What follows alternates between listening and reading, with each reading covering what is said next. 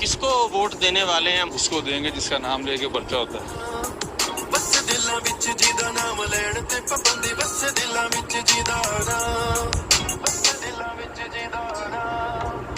जो मीडिया ते बैठे 25 दिसदे नित लगदी आ बोले ये रोज विकदे कल मैथे लेना दे हिसाब लिखदे जेड़े विकण ना कदे नहीं दिखदे जिन्नी चोर दिना विच सब हो जांदा जेड़ा कब्जा ग्रुप सी जनाब हो जांदा भेड़ हुंदा हर शो हर लेन ते पाबंदी बस दिलां विच जिदा नाम लैण ते पाबंदी बस दिलां विच जिदा नाम वोट सर किसे देंगे? वोट सिर्फ 10वीं वाले का है। बस दिलां विच जिदा नाम लैण ते पाबंदी बस दिलां विच जिदा नाम